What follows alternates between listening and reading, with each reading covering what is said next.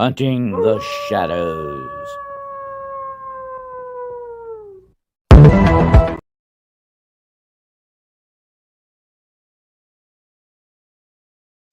Hello, friends. This is another episode of Hunting the Shadows. I'm your host, Dennis Carroll, and the hunt is about to begin. I hope you all had a great Christmas, and once again, I lucked out on finding Krampus and Santa, but there's always another year, I guess, another shot at it again. But that's the way it goes in the paranormal game.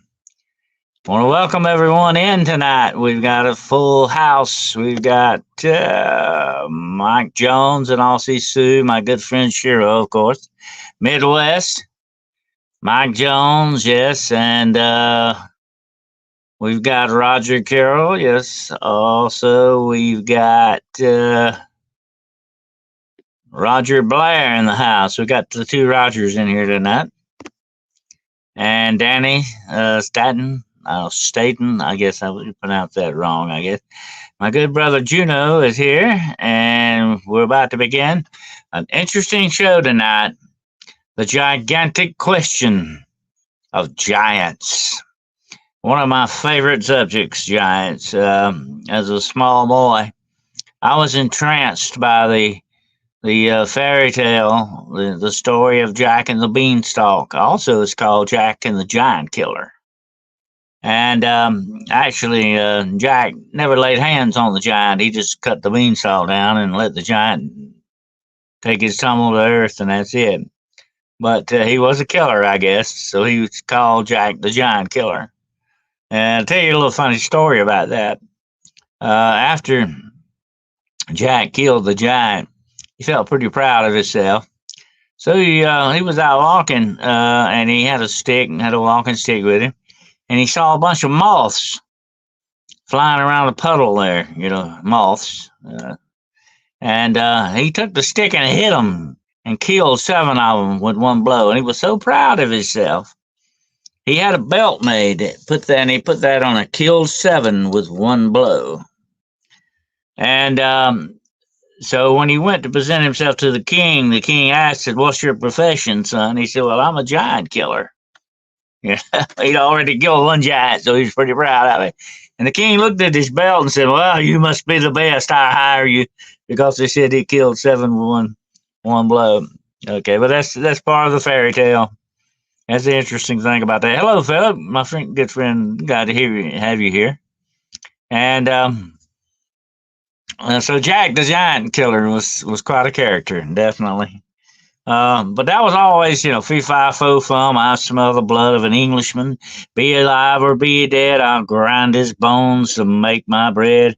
And that is the interesting thing about giants. They're all said to be cannibals. Okay, they eat people. All right, and that's an interesting thing about that. Millie is here. Hello, Millie. And that's the fascinating thing about giants. Giants are in every culture, every folklore, every set of beliefs worldwide. Okay, and we're going to be talking about two types of giants tonight. Human giants, I guess, or something similar to human. And then we're going to be talking about giant animals. Okay, insects and the such. That's an interesting topic too, and there's still a lot of reports. I'm going to be talking about that later, and so we're going to jump right into that in a few minutes. I was just thinking before coming on, really I ought to just convert the studio into a classroom and start teaching lessons here and start having class. That would be interesting. I guess I would bore you all to death then for sure. I bet you wouldn't really turn on me then, definitely. But I was thinking about that. Also, I got a little something I wanted to share with you tonight. I was on my good friend Elon Musk's side. He doesn't know I'm his good friend. I wish he was a very good friend and would loan me some money. But anyway, he had a little list on there now I was going to share with you. It's really a good one. It's called Which is the Hardest for You to Say? Okay, listen to this. Which is the hardest for you to say? 1, I love you. 2, I was wrong, I'm sorry. 3, I need help. 4, Worcester sauce. Okay. I like that one. That's pretty good. 5, I appreciate you. And 6, my conspiracy theorist friends were right. I like that one. That's a pretty good list. He comes up with some wild stuff sometimes. I like his quirky sense of humor, though. I gotta say that for him. And let's see. Let's see what was already a classroom. Really. Oh, thank you. I try to look upon it in that way. I do have an honorary professorship in metaphysics, so I guess there is a little bit of the teacher in me. Definitely, I'm sure. You like that cool list there? Okay. Yeah, that's pretty good. But I can say that one on that list. I appreciate you all. Okay, definitely. I'll say that right now. I can say that. It's not that hard to say. Okay. But anyway, that Worcester sauce though, that takes some doing. You got to be very careful how you pronounce that. Just you probably just say, "Hey, give me that bottle of that sauce there," okay? And don't worry about trying to say Worcestershire, which I think comes from some type of town or some village in England or something. But anyway, um, but getting back to the main fact at hand here, um, yes, all she says is giants do have a huge appetite. Yeah, I like that. That's probably good. They do have, and they like to eat people definitely. Look at the very famous Cyclops from Greek mythology. His main thing was he just had one eye, of course, but he enjoyed eating people, and he ate a good many of Odysseus' men before they tricked him and got away from him. So all giants mostly talked about being cannibals. And that's what made them very taboo. In the ancient world, you just didn't go around eating people. That was just one thing you didn't do. You know what I'm saying? You could have sex with a tree, but you didn't go around, you know, eating people. You just didn't do that. And so when it comes to giants, that was a big taboo thing going on with them, definitely. And anyway, the thing about it is, to me, that makes the giant really a very dangerous type thing because he's definitely going to eat you if he catches you, just like the one that Jack the Giant Killer came up against, or grind you up, make bread out of you, whichever the case may be. But let's take a big look at giants right quick, and I'm not going to get too deep into the history of giants because that's not what we're going to be definitely talking about tonight. We're going to be talking about some other things related to the giants and all their history. I'm not going to get into the Nephilim tonight, but listen to this. I want you to listen to this passage very closely, okay? And we've got to go back to biblical references a little bit because that's where you hear a lot of records or have records of giants, okay? But listen to this very carefully from the book of Genesis. And there were giants in the earth in those days and afterward, when the sons of God came into the daughters of men, and the same had children by them, men came which became men of old, men of renown. Now, listen to that first part very carefully. There were giants in the earth in those days and afterwards. Now, there is a lot of contention among theologians.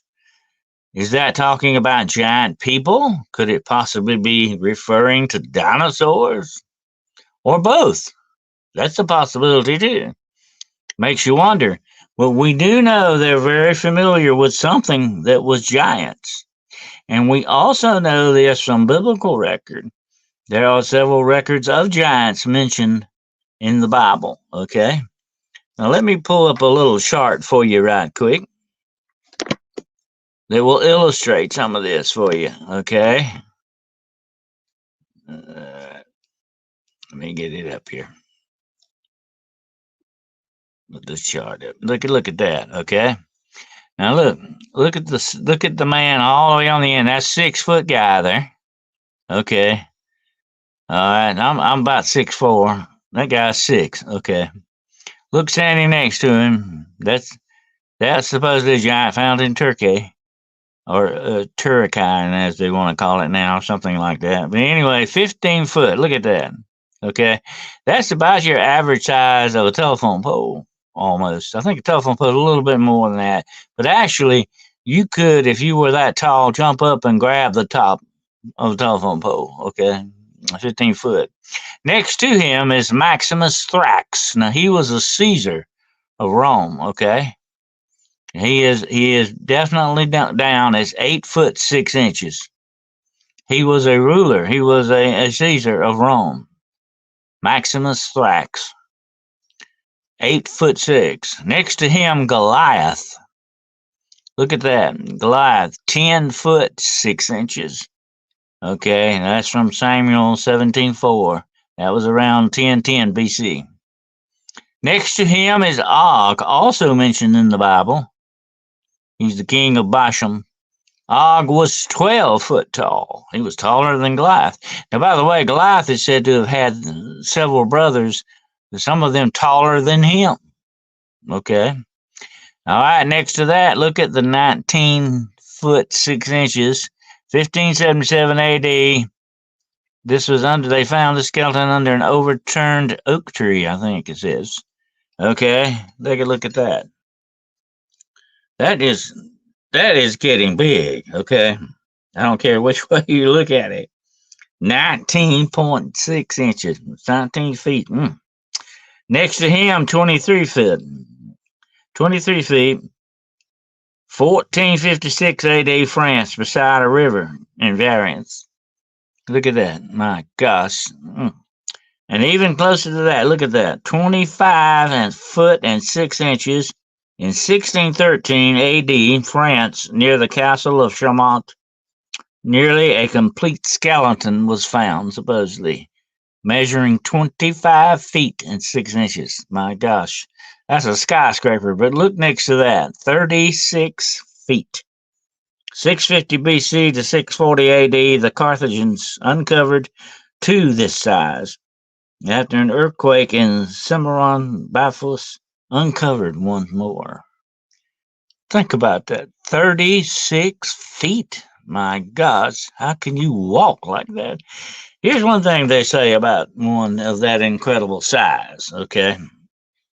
And I'll leave that up for a few more minutes, let you look at it. But one that size would be pushed down very mildly by gravity. It would be hard for it to move. It would be very ponderous and slow. Somebody on the lower scale, like let's say just Goliath or Og, they would still be a little bit slow, but they would move a whole lot faster than someone 36 feet. Okay.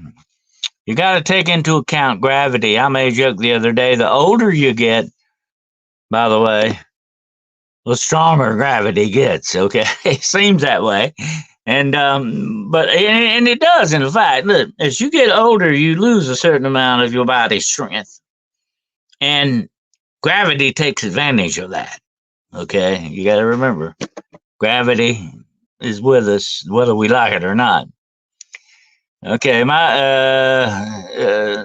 let's see what we got. So, what sauce is oyster sauce is easy way. Okay, W sauce. Okay, got you there, Philip. My John says the second ancient book of Jubilee talks of the giants and the other hybrids. Definitely, they are the result of the Nephilim. I call it the Nephilim interference because it was part, I think, of a very diabolical plan to destroy the absolute beginning, the origin of mankind itself, to pollute it, to destroy God's creation.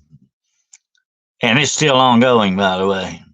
Danny Staton says I'm 6 foot even, 6'4". Okay, and yeah, and I think John Wayne was 6'4", if I'm not mistaken, 6'3", 6'4", something like that.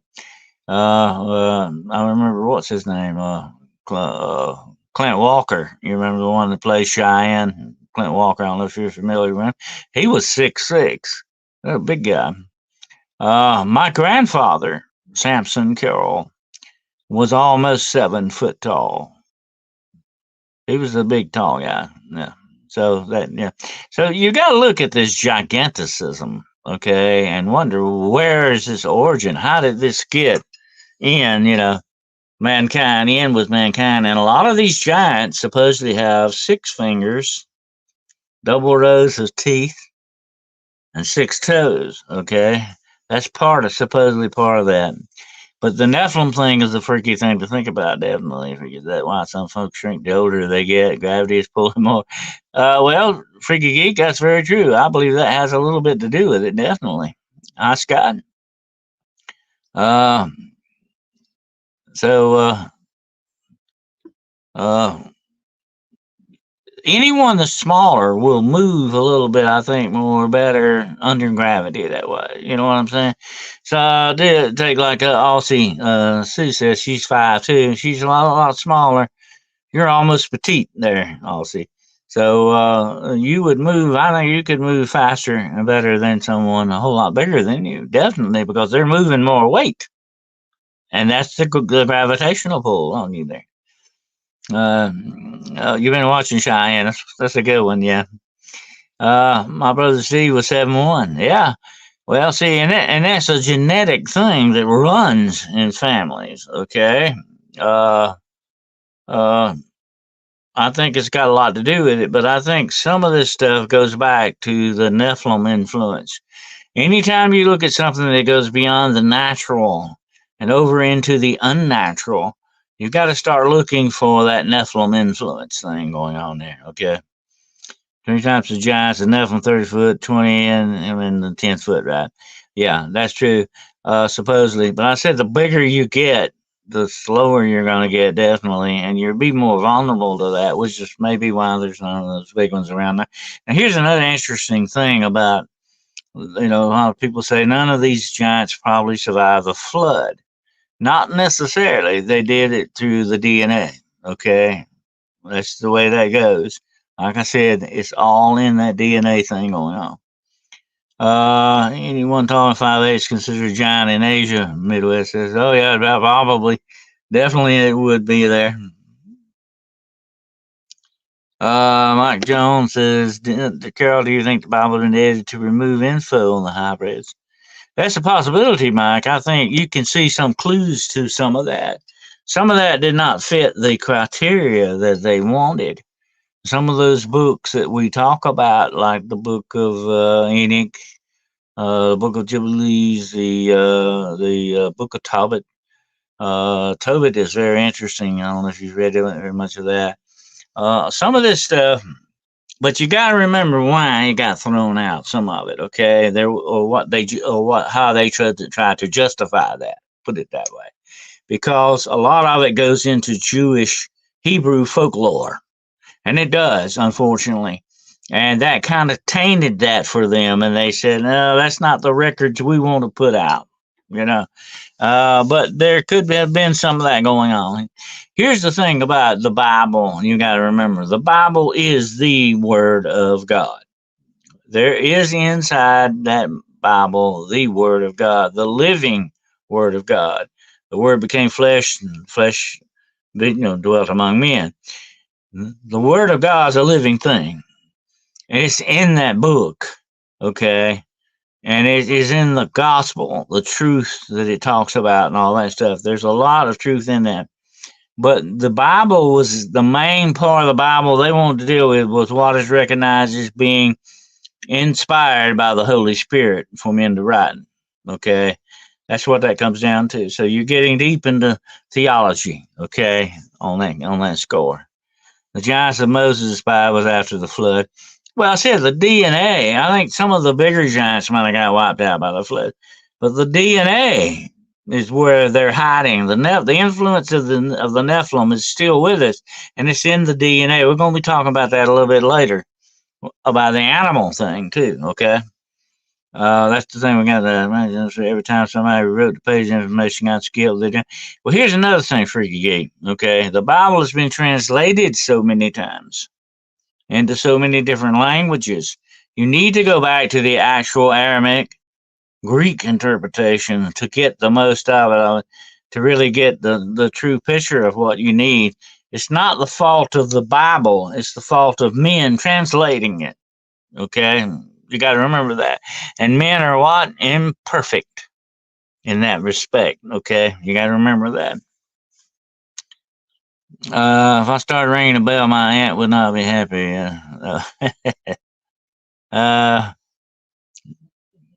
anyway, the interesting thing about this is, like I say, it's in the DNA, it's in the very makeup, it's in the corruption of this world that the Nephilim still live. Okay, we got to remember that. And there may be pockets in this world where they have bred again. Okay, it's not that far fetched. You take the Native Americans who never let their women or children go alone in the forest, not just because of wild animals, but also because supposedly of Sasquatch, kidnapping women and raping human women, having children with human women to procreate. Okay. Uh, Also, you have a very interesting passage in the Bible with Esau, who was born covered with hair, red hair, by the way. Sounds very much like a Bigfoot, doesn't it? Makes you wonder about some of that stuff. Some of the old books mentioned in the Bible have been counterfeited. I agree. The main part is Christ above all. Definitely, Mike. That's the main thrust that we have with us today.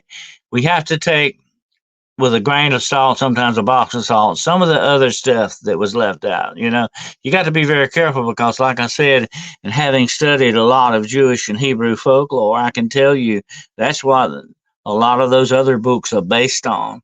And you can't go by that because folklore, although it has clues to the truth, can be very faulty because it is what we call legend. Okay, that's what the legend trackers are interested in. The legends that go up around these things may not always be 100% true. Okay, that's what you got to be very careful. And I've said this many times before. I've mentored a lot of groups over the years, and I've said that all of this is like an onion. You've got to peel away the layers of legend to get to the truth, which is the center. That's what you're looking for. So watch out for those layers of legend. Okay. Why is a person with orange colored hair called a redhead? That confuses me. Well, it's close to kind of red, I guess. They gotta have a tag on everything. That's like blue veins. Although if you look, your blood's not blue. Okay, you're not a blue blood. I'm sorry. No matter how rich you think you are, real blue bloods do not exist unless they're aliens, of course, or something unnatural. Human people have red blood, okay? But you always hear them call them blue bloods, because mainly you were very fast skinned and you could see the veins, and you didn't go out and do hard work in the sun. That's what that was all about. You were a redneck, okay? There you go. All right, but anyway, getting back to giants. The interesting thing about the giants is, are there pockets of them still existing today? We've all heard the story of the Kandahar giant. Some of these other giants that supposedly that have been encountered still living in caves. There could be a remnant of these people. Of course, they haven't survived since the flood. These have procreated after the flood, but that DNA has taken over. Okay, there you go. And even some normal size, listen to this. Here's an interesting thing. Even some normal size people are born with 6 fingers and 6 toes. I knew a girl that had 6 toes on both feet. Some people are born with these abnormalities. Where do they come from? Okay, we know that God, when He created this world before sin infected it, it was perfect in every aspect. You didn't have this kind of abnormal stuff going on. Okay. And then that passage in Genesis which says the world was chaos. It was all messed up. That is a lot of what happened when sin infected this world, when the fallen angels and Satan and all them showed up and really corrupted this world and stole it. They are now in charge of it. One day they won't be. But they are now. So true, Lucifer is known to quote 99% of the truth, that 1% is a lie, to get you to swallow at 1%. He always sugarcoats it, definitely. That's just the way it goes. Uh, so I just use the bell and I just take them face to face. Oh yeah, and bells. We talked about that on Midwest show the other night about the bells. Bells are very interesting. I have a lot of bells around me. I use them a lot. The ring bells can ward off evil spirits, supposedly. There's a very big connection with that. And it gets the, but you got to remember now, you have to be careful with ringing the bells because you can get their attention. And if you're a very negative kind of person, you might not want that attention, okay? If you're positive, you're all right. As long as you ring the bells, you're good. But that was once upon a time, every small village had a bell, and it was a bell warning bell. It could be rung to warn people to gather in the village, or maybe some raiders were coming, or something bad was going on. There was a fire. You had alarm bells, but bells have always been looked upon very religiously too, as being sort of that connection between heaven and earth. It's almost like if you listen to a bell and the vibrations it makes, it's almost like an angel singing to a certain extent. I've always looked at it that way. But anyway, enough of bells. Okay. Hell's bells, yeah. You never want to hear, you do not want to hear hell's bells, okay? But anyway, definitely not. The fallen angels most likely to have had relations with women after flood, creating additional Nephilim. Yeah, Scott, that's the way that went. That's where you get the Nephilim at. It was a corruption of mankind. It was the fallen angels were not supposed to do that. That's a big no-no because they are two different creations of God. They're not the same. Angels are not human, and humans are not angels. So you mix that up. When we mix two different species of things, you're not going to have anything good. Look at all the experiments that supposedly are going on in underground military bases and all that stuff, where they're making hybrid animals. They're doing all this, weaponizing that stuff, and we'll be doing a show on that in the future. What's underground? And anyway, whenever you start screwing up with nature like that, you're doing a bad thing. You're going against not only the laws of nature, but the laws of nature's God.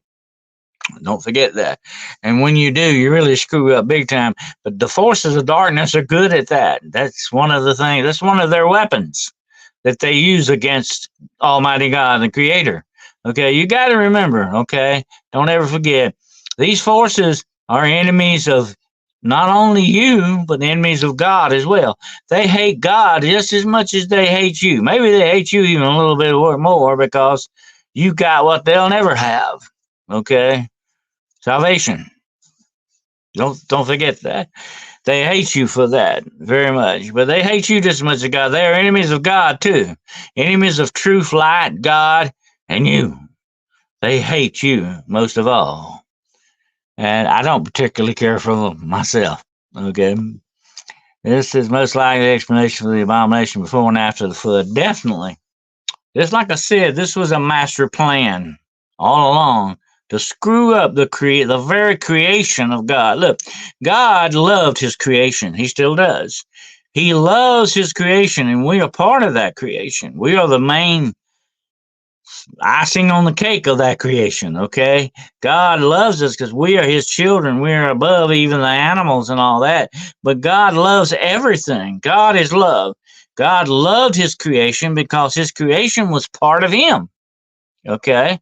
When you create something, whether it's a poem or a play or a song or paint a picture or whatever, you use your talent, you're using part of yourself, and you're expressing your love for that. Okay? How can you draw something that you hate? I mean, how can you really draw and hate doing it and make it come out good? It's not going to do that. But when you do something that you love, your love comes out in it. Okay, that's just part of you putting your love in that, and that's the way God worked. That was his love. We are his creation, and they want to screw it up. That's the only way they can't get heaven back. Okay, they'll never get heaven back. They know that. They know that in their heart of hearts, without doubt. They realize that. They'll never regain heaven or take God's throne. So they're going to do everything they can against God, and that includes us, until then. That's just the way they operate. That's the way evil is. Evil is nothing but pure hatred and darkness and destruction. That's all it is. Okay? And when you look at it that way, it makes a lot of perfect sense, you know? I don't want to be a bride or a groom on the top of the cake. I just want to enjoy the cake. That's fine. I'll just be happy to be in the icing. Okay. Midwest Egyptian gods. Yeah, the Egyptian gods are hybrids. Look at them. Okay. That's a very demonic influence on them. Look at all the demon gods in this world, even the Anunnaki. A lot of these are talked about it being hybrid looking things. Violin Mr. Cry, how you doing? Hello, everybody. Merry Christmas. Hello to you. I know yes, Midwest and India, make children, etc. Okay. So that's the thing about human giants. Okay. And here's what really bugs me, and here's what I'm going to turn to now. Science covering this up, saying, "Oh, yeah, you're wrong. This is completely wrong," and all that. But the skeletons, the bones have been found. The proof is there, historical record. Just like Alexander the Great's men, listen to this, actually recorded encounters with dragons in caves. What does that sound like? That was in India. Dinosaurs, the remnants of dinosaurs. But science will tell you, oh, no men lived with science, and all the dinosaurs died out. And I think that's a bunch of crap, okay? You're being fed lies by science and educational people, and whatever name you want to give them. You're being fed lies on this, folks, because they want to only push their point of view. You don't have a show, Paranormal Point of View, okay? But they've got a point of view, and they want to push it no matter what. No matter how wrong or erroneous it is, they're going to push it because that's just the way science is with its blinders on. And we got to remember that. But yeah, that's what really bugs me. They're covering all this stuff up so that, they can tell a different story from what the real truth is. And that's never a right thing. And I don't care how you try to justify it. That is wrong, okay? And I'm surprised, by the way, if you hear any interference on the show tonight, let me know. Okay, because I'm surprised we haven't had some kind of interference on this subject, because whenever you mention the word Nephilim, they come out of the woodwork on you, okay? So let me know if things start screwing up here. But anyway, that's the giant human-looking giants, or whatever you want to call them, bipedal type giants. Let's turn now to the animals for a little bit. Okay, the animal part of it. If they screwed up human DNA, they definitely, and that's what we're talking about with the hybrids, they definitely screwed around with animal DNA and plant life and insect life as well. Okay, I read a report just the other day of a guy, I think it was in Pennsylvania somewhere, along Country Road, had a giant spider, and he said this thing was big as an army tank, cross the road in front of him and go up a hill. There are tons, if you look it up on the internet, I mean tons of research to go into of nothing but giant spiders, folks. What's going on with that, But there are other giant things reportedly that are seen, like giant crabs. I read a story not long ago. It's one of my favorite short stories. If you ever get a chance to find it, it's called Soldier Key, like a soldier and a key that you turn a lock. Soldier Key. And the story is about a weird cult that was on this island, and they worshipped a giant crab, and they would feed people to this crab. But crabs can get very big. Okay, there are reports of some being seen on some islands as big as cows. Okay, what's going on with that? Yeah, Mike Jones said the carvings of dinos in temple in Cambodia. Oh yeah, there are clues everywhere showing that men knew about this. That's where you get the original thing of dragons at. Mike, that's where you get dragons at. I mean, you think somebody just thought that up? Dragons are actually our way of explaining dinosaurs. Okay, that's just what that is. Free Geek said, "Don't jinx the show." Okay, I'll try to be careful with that. Um, anyway, I draw a line on giant spiders. Yeah, that would be freaky, definitely. There is a movie out, I think it's on Netflix now, where they're going through the jungle and this giant spider that's towering over the trees drops down on them and starts doing this. That's a bad looking situation. I forget the name of the movie, but anyway, it looked interesting. I might have to check that out. We'd love to see the hidden room at the Smithsonian. Oh yeah, definitely. Absolutely, and there's supposed to be another hidden room in the Grand Canyon, okay, or under Mount Rushmore, or somewhere like that. There's supposed to be several of them around. Yeah, absolutely. The spider's big or small. Man, that sounds crazy. Is that bad? I wouldn't say it. It would be bad. Well, spiders, crabs, and here's the interesting thing about crabs. Crabs eat people, no without a doubt. If they find dead bodies on the beach, washed up from shipwrecks, crabs eat them. Okay, think about that next time you eat some crab meat. Okay, uh, crabs are like vultures. They come in for the kill. Well, whatever's dead, they'll eat it. They don't care. It doesn't bother them. Um, but they're that way. Oh yeah. So you have the giant reports of rats. I mean, we're talking about rats the size of calves, or even small cows that have been sighted, supposedly in New York, for that matter, and some of the sewer systems. Supposedly, you have giant rats, and I have seen rats with my own eyes. Rats on Sumatra. Now, these things are big. I mean, they're like beaver. They look like beaver. They've got teeth like beavers on, but they're not beavers. They are rats. I have seen them gnaw through metal, and I'm talking about cooking pot metal with their teeth.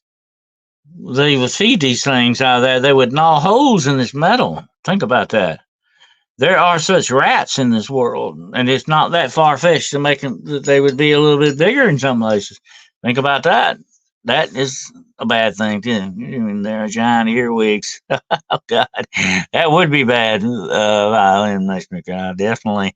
Earwigs once they get in your ear will drive you insane with the pain and the all that. And it's a very famous story about a guy that actually wanted to steal this other man's wife. So he paid a guy to put an earwig in this guy's ear while he was sleeping, but the guy put it in the wrong one. He put it in his ear by mistake, and he almost went insane. But he lived through it, and the doctor told him, the doctor said it was amazing that you lived through that, but I've got some bad news. It was a female earwig. So there you go. That's a very famous story. I can't think of the name of it, but I think it's been adapted. It was on either Twilight Zone or I think it was on the Night Gallery. Okay. But anyway, that's a bad situation to be. I think you live through that and then you find out it laid eggs. Okay. But anyway, the pain and the horror is not over yet, or it has no end. My house overwhelmed them in the summer, and I looked at them closely. Be very careful. If I were you, I would sleep with earplugs. Definitely, you do not want one of those suckers in your ear. Definitely, I would cause some bad stuff. Supposedly, they can get so far deep down into your ear, they can eat into your brain, and now. We've had a lot of the thing going on about the zombie deer stuff. I don't know if you've heard about that, but this is like sort of a natural occurring mad cow disease, and it's turning deer into zombies. Okay, I mean they look dead. They become emancipated. They can't eat. They walk around with a stare in their eyes. They walk up the roads. They're waiting for a car to hit them.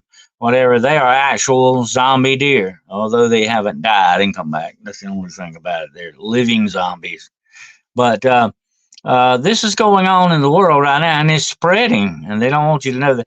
But this may be the next big thing coming down the line. They want you to quit eating meat, by the way, and this is the excuse that they're looking for, I think. Oh, God, there's zombie deer. Yep, Dr. Sure, you sure? Shot theater back in the shot theater was one of my favorites when I was a kid there, Mike Jones, by the way.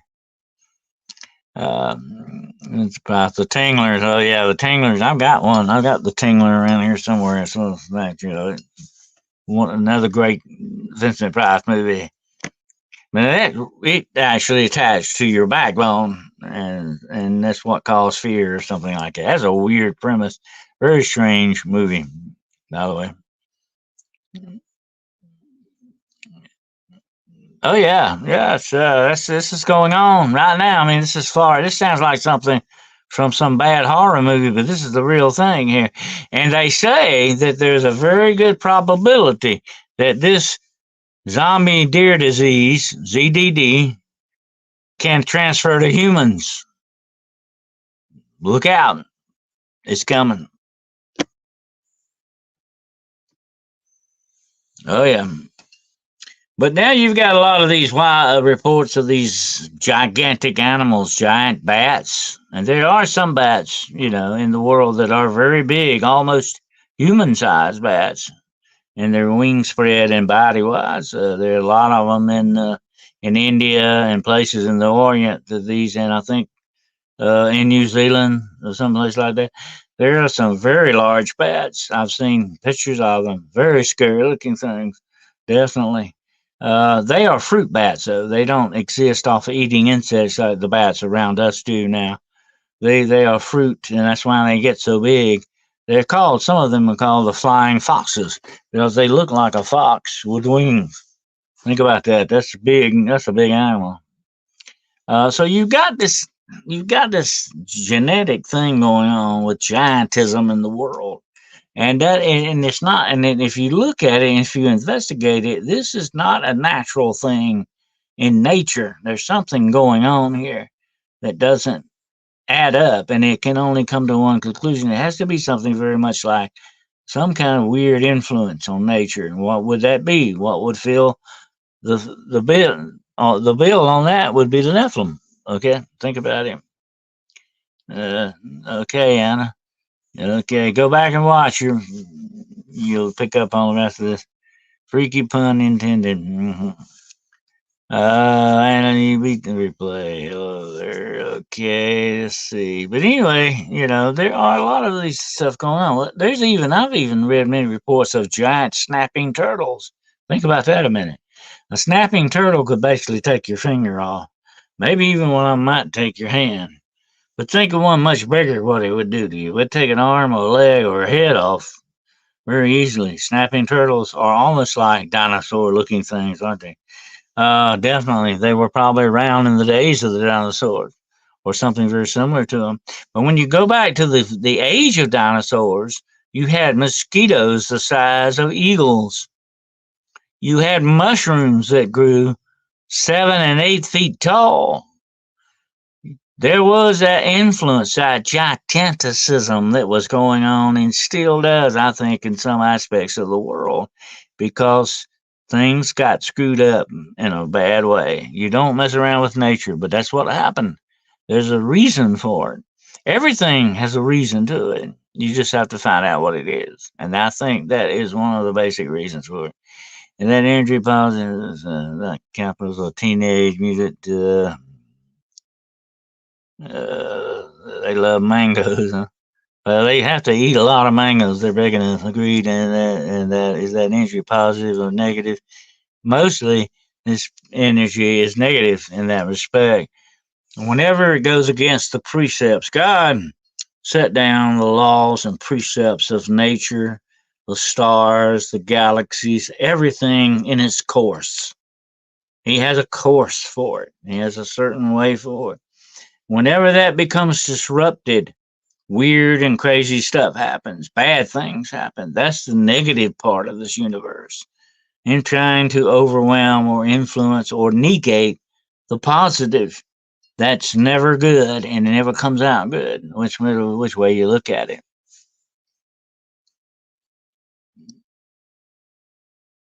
Land of the Lost, yeah.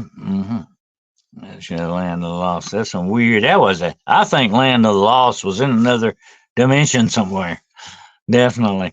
And you know what? Some of this stuff could be interdimensional. Okay. We don't know. Some of this stuff, because I'm going to tell you this, and people have talked a lot about this. I think my friend Jessica, the Cryptid Huntress, had a show on portals today. It was very interesting. Portals could play a bigger role in some of this stuff. The Nephilim are known to be connected to portal. Evil is connected to portal activity. They could bring some of this stuff up in from who knows where. They could be doing some stuff, very nefarious stuff that we don't know about. You know? There you go. I have seen rescues bottles feed the baby that are creepy with a hint of cuteness. Oh, yeah, the flying foxes are huge. Yes, they are. They are big. It was his time, Land of Lost. Yeah. Um, but to me, one of my favorite movies was based on H.G. Wells. The Land That Time Forgot. You remember that island that they found themselves on? It still had dinosaurs and had giant bees. Remember that land, that island of the lost or whatever it was, something, whatever the name of it was. That was a great movie. Had some great special effects, and uh, whenever you leave the course of nature, whenever you negate what it is doing and put out in a positive way, you're going to have monsters, folks. That's just the way that goes. And a monster can be some kind of weird, awful looking, unknown thing, or can be something that is known only better. Look at the mid 1950s movies. The giant ants and them, and the attack of the giant crabs. There was some of that, and there was every movie had some kind of giant animal in it. Okay, I mean you had giant grasshoppers. You had one of my favorites, which is the praying mantis. Oh yeah, that is a weird looking thing. I'll tell you something about praying mantis. It's one of the insects that looks like it does not absolutely belong on this world. I don't know where it comes from.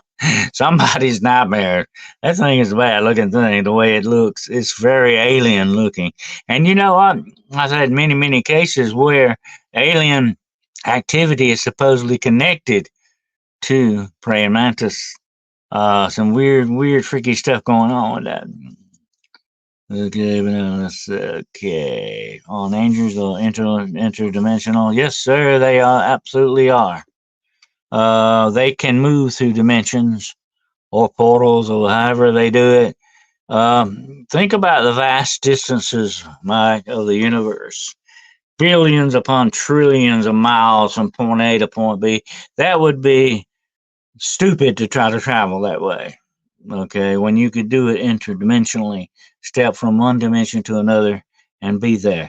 That's the way angels definitely would travel. Okay, and there's a lot of documentation to that, supposedly in theology about angels moving through time and space in this manner. Angels, like I said, are pure spiritual energy. They would definitely utilize portals or dimensional vortexes, whatever name you want to give them. Without a doubt. I know that. Anything spiritual. I have actually seen demonic spirits manifest that way, and they would come through in something like time and space, morphing into the thing. They're transmorgification from one shape to another, from one reality to another, you might say. It's kind of hard to explain. Praying mantis stories. Two fishers on the riverside came face to face. Yeah, I heard about that. A lot of people supposedly cite these giant praying mantis or human-sized praying mantis.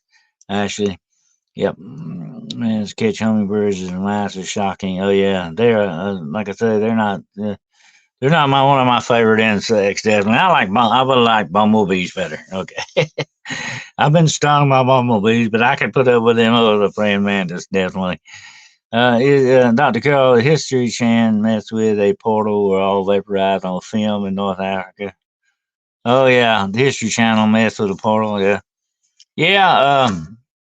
You had to be very careful. I've warned people about this before, and I have approached portal activity in my time. Be very, very careful. I would like to see somebody mention this today on some. So why not try to send a drone to a portal and see what happens? That would be interesting. I would love to try that. If you actually could get a portal entrance to send a drone through it and see what kind of video you got from that. And he's following him, and powers given them over forth of the earth to kill with sword and hunger, death, and with a beast of the earth. Scott, at the end of the times, the end of days, uh, nature will be turned against man by forces of evil, and that includes the beast, and that includes insects. The very earth itself will be turned against man because, like I said, earth has been stolen. It is now being weaponized by the forces of darkness against us and against God. Okay. And that's what that's all about. Okay. That's where that comes down to. But anyway, that is freaky when you think about giant animals, not just giant people or things that look like people. My favorite is the Cyclops, so you could take care of them if you got one eye. That's But uh, definitely freaky stuff. Okay, Freakiesville there. Absolutely. When you get into the giant things of life, and there's even been reports of giant birds. Of course, I'm talking about bigger than the condor, bigger than the sea eagle, which I think was one of the biggest birds that ever lived. A whole lot bigger than that, almost approaching pterodactyl size. Pterodactyls would be not considered birds, more or less they're flying reptiles. But birds, supposedly ancestors were reptilian or vice versa, whichever the case may be. But you've got some big birds like the thunderbird and all that. That's a giant bird. No, we're not talking about eagle size. We're talking about gigantic. We're talking about like Piper Cub size or bigger. Think about that a minute. It is a big bird. And a bird like that could swoop down and get you and make a meal out of you before you could say jack spot. That's it. Judy will say, hey, Judy, Lucifer's kingdom is coming. It will eventually.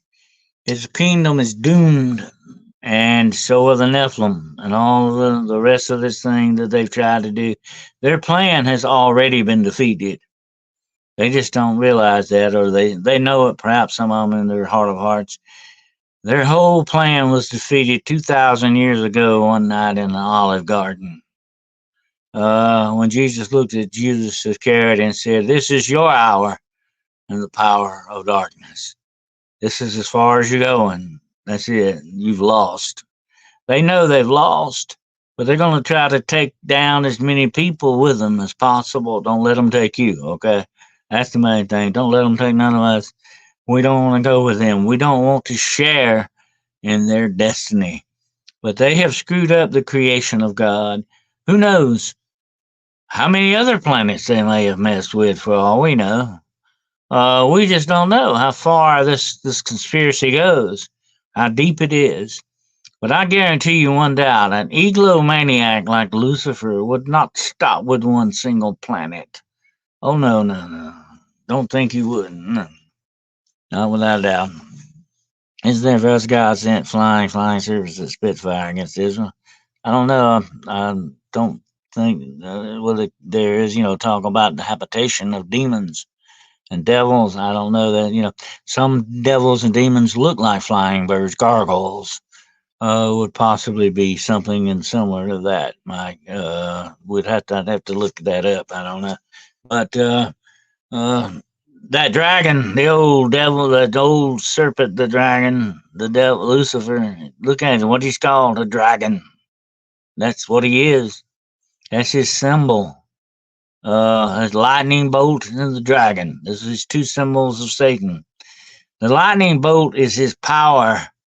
The dragon is his reality. That's what he truly is. He's an old serpent, a dragon, an old fossil.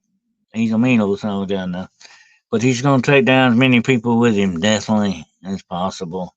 And most dragons, by the way, are not described as being small. They're usually giants. Too. They're gigantic type things. They're very big. Hello, Monica. But anyway, that's what the giant thing is about. It would take many different more shows to talk deeper into this subject and a lot of why these things are going on. You'd have to have some genetic stuff with. A lot more needs to be studied and researched on this, definitely, because this is a fascinating subject. It's the year of the dragon next year. Oh yeah. Uh oh. But anyway, the the giantism in this world is, like I said, an unnatural thing. Okay, and whenever you see anything that's unnatural, you look for the negative behind it. Okay, because that's what's probably driving. That's the driving force for it. Hey, David. All right. Uh, we've been talking about dragons, David. I mean, dragons and giants and stuff like that. Uh, Sweet pea. Uh, anyway, definitely, it is a very interesting subject. One is very biblically sound, like I said, and I'll put that chart up again for the just for a few minutes for the latecomers there. Take a look at that chart, okay? The account says this is the skeletal figures represent just a few giant human remains unearthed and documented in historical records, along with historical accounts of Goliath, who had three brothers as big as he, Og, the king of Bashan, whose bed was 13.5 feet long, and Maximus Thrax, the Caesar of Rome. These are historical things, that they have actually found some proof for, especially Caesar. Maximus Thrax is a well-known thing, and but look at the size of the dragon, the giants down through the years. That is big. But like I said, something 36 feet tall. That's scary. I mean, that's sort of like in one way, that's kind of like uh, the Stay Puft Marshmallow Man from the Ghostbusters. They got the Ghostbusters behind me here.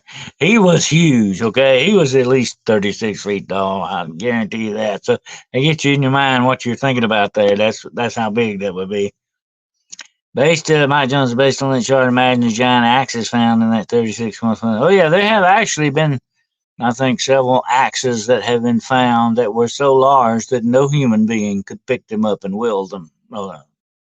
It had to be something of a very large stature. Remember they told about Goliath's spear, I think, weighed about 100 pounds, and his shield about like 40 or 50 pounds. A man could not walk out, a regular man could not walk out there with a spear and throw a spear that weighs 100 pounds, okay? Think about how big his sword must have been. Although David got the sword and cut his head off with it afterwards, that took some doing, but I'm sure it was a pretty sharp sword. He probably used it sort of like a guillotine and didn't kind of take it up and do this. He kind of did it the guillotine style, probably. That would have been hard sword to wield. I have a broadsword hanging here in my office that is a knight's broadsword, and it is a two-handed sword. You could not wield that one-handed effectively. You'd only get yourself killed, okay? But you've got to use two hands on it, and then that's quite a chore. Mostly the Romans, the Spartans, the Greeks, and all the rest of them, they used smaller short swords, which were probably just slightly over 2 foot long. Because in close combat, that's the way you kill somebody. You don't go slashing around with this huge broadsword. Mostly those were used by knights in armor trying to break through the armor of another knight, but it was usually a one-on-one thing and not a battle thing, okay? It's a completely different thing with the battles. But I also have a Spartan sword around here somewhere. I have a collection of swords. And the Spartan sword is probably, about slightly over 2 foot long. But like I said, it's used in close combat. An average man could wield that one-handed if necessary, definitely. But you wouldn't wield Goliath's sword one-handed, or even two-handed. Wonder if all these underground cliffside dwellings were to protect from the giants. Possibility, Mike. Here's one thing about giants you got to remember. Where is their main domicile? Caves, underground caves, okay? Perfect place to hide out and perfect place to be protected from humans and from giants, vice versa, whichever the case may be. But, and we're going to do a show on that in the future. What's underneath? Okay, will blow your mind. What's underneath the world that we live in? Okay, Ryan Hall had a former sci-fi op who claimed that killed the giant of Can and brought his body back. Supposedly, the government, whenever it gets a hold of anything like that, whether it be the body of my ex kept my sword and books last move. Okay, go to get your sword back. I wonder if giants can swim. I don't know. I'd like to see if they could. Probably, yeah, but buddy, they would be probably a very good swimmer if they could, because they could travel, use up a lot of water real quick, definitely. Yeah, but yeah, usually they talk of the weaponizing and capturing Sasquatch, Dogman, different cryptids that they're going to use to weaponize stuff and all that. The government's very good at doing stuff like that. That's the first thing. Now, how can we weaponize this? That's the first thing they think about, whether it's AI or giants or whatever it might be. That's the first thought that comes over. And how can we turn this into a weapon? How can we use this to control the masses? That's another thought that comes quickly to their minds. They're always good at that kind of stuff. Isn't it? What was to the end of the large contact moving in a few weeks. So, okay, Sweet Pea, I'll put that up for you.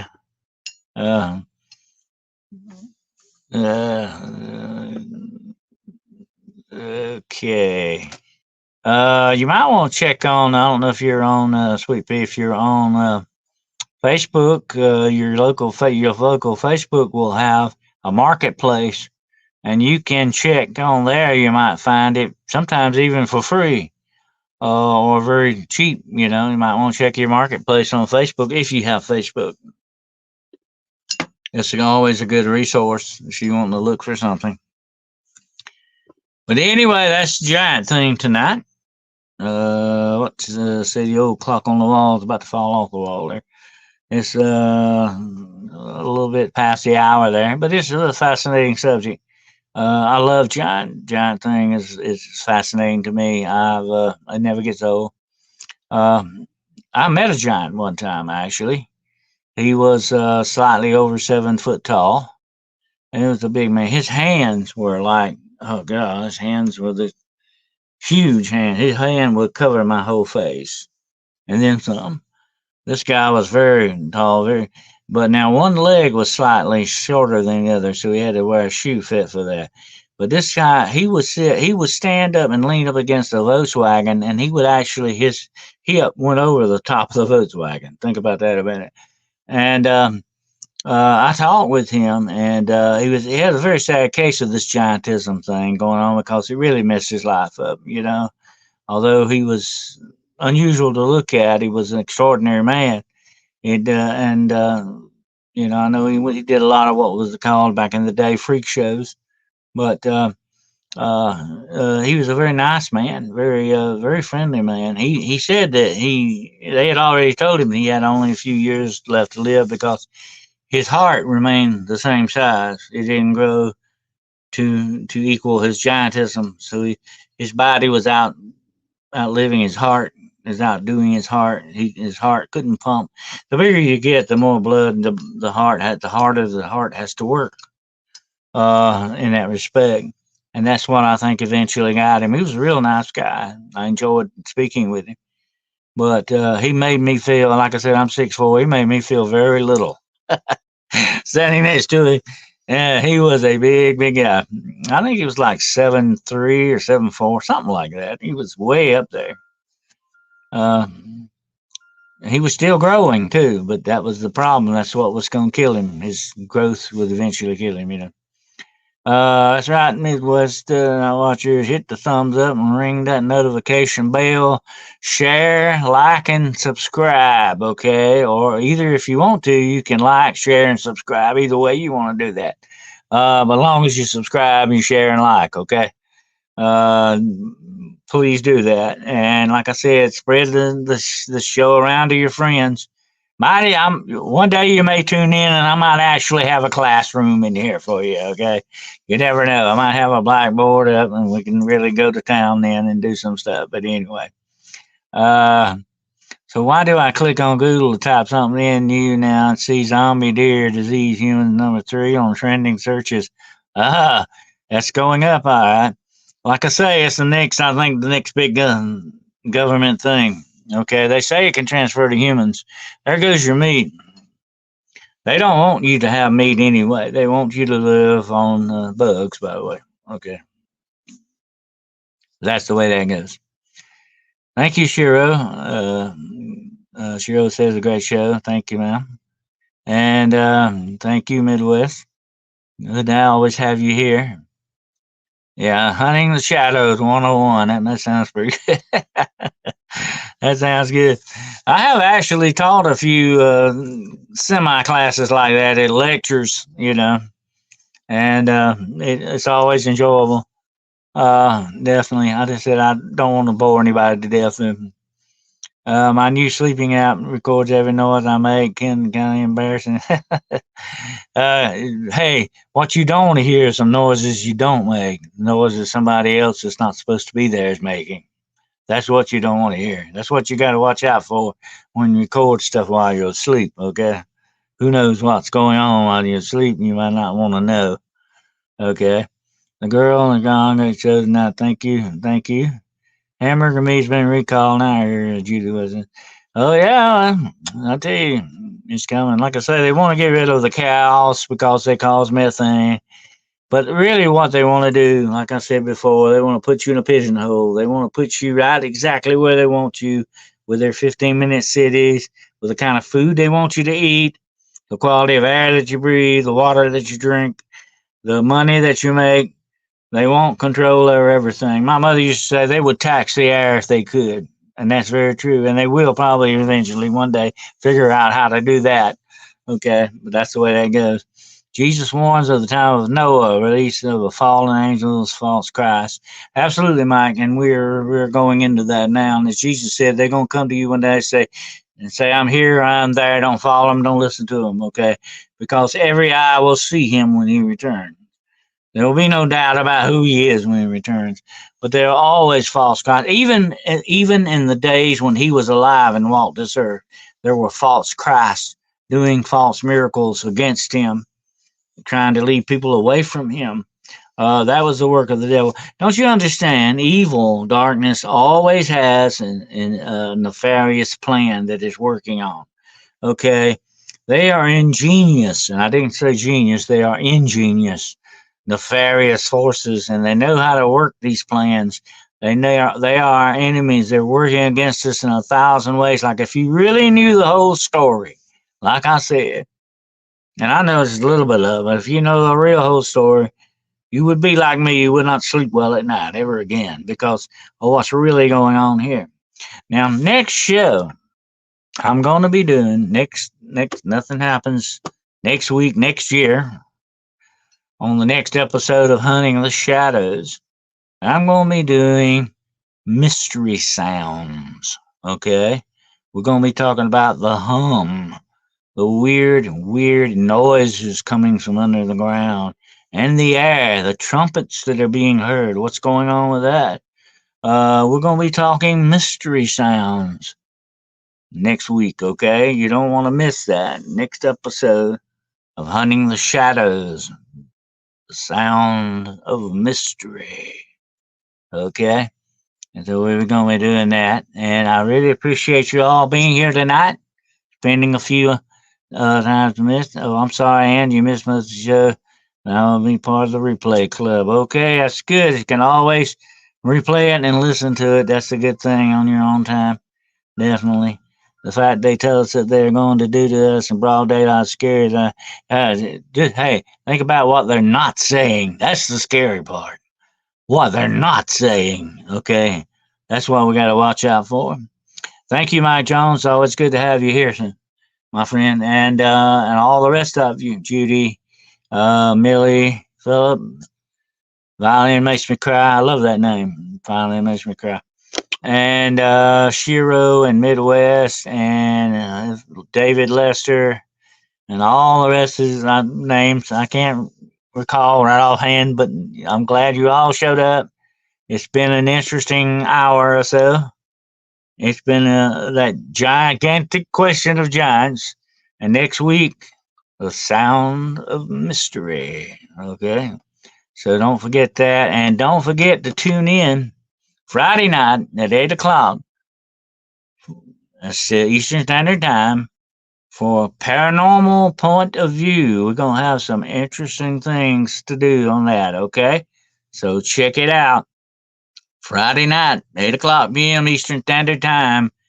Paranormal Point of View. It's all in your point of view, okay? And so join us with ours. And I hope you all had a great Christmas and that you have a fantastic New Year coming up. I hope you have a healthy, safe, and happy New Year. Definitely. I wish that for you all and all of your kin and kith. And I thank you very kindly for joining me tonight. And until we get together again, remember, semper what?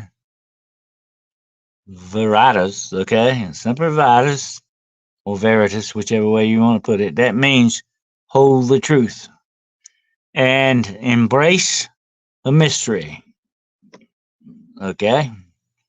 Until we get together again. Take care.